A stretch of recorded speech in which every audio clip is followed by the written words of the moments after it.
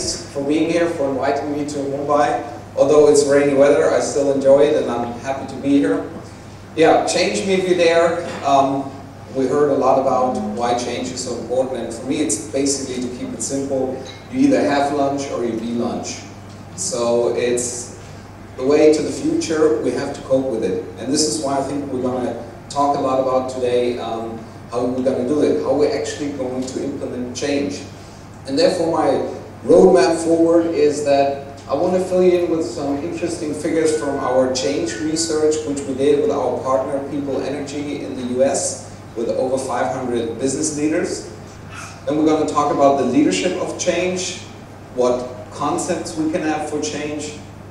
Change can never be done without at least looking and understanding the culture, and a lot of times change even changes the culture. And then, of course, how we're going to measure and sustain change. Because in a lot of change initiatives, it's very easy to have a firework in the beginning.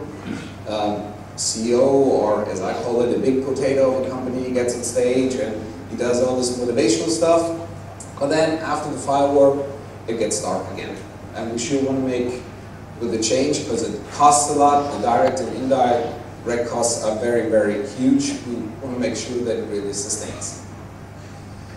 So actually one thing hasn't changed. If we look at a study from the SHRM in 2007, and we look at 80% of the people surveyed really had to deal with change, which exactly we found out in our study that over 90% really had to deal with at least one big change.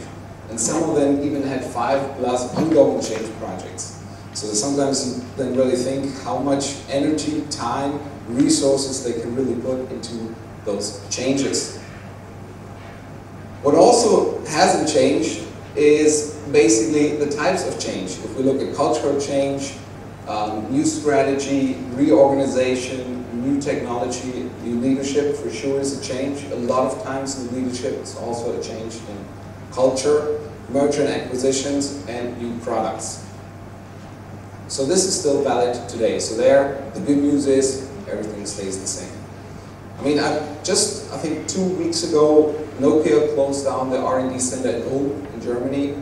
And 10, 15 years ago, if you would have asked me who is the leader in the market when it comes to mobile phones, I would have said Nokia. And now we all have those Apples or iPhones or Samsung is even coming up. I don't know if I get on stage in 10 years time from now if we still all know Apple by then. So really things rapidly change. So then we ask, okay, if we really have to deal with it, then how much are these changes aligned with the business goals? Which would make sense, of course, because we're not just here to have fun, which is an important part, but also to get certain results. And there I was really astonished. Only about, you could say, 1/4, about 26% said that all the change initiatives meet 75% and higher our business goals. So basically 3/4 don't, or only to 50%. Of course now it's hard a lot of times to estimate what will the future be like and what we will implement and what will all of the goals be we will be reaching. But still, I mean, if we look at change and if we spend so much money, so much time, so much resources in it, so how come we barely meet the business goals? And this gave me the idea of saying, okay, who is really responsible for the change? Is it just anybody? Is it the leader?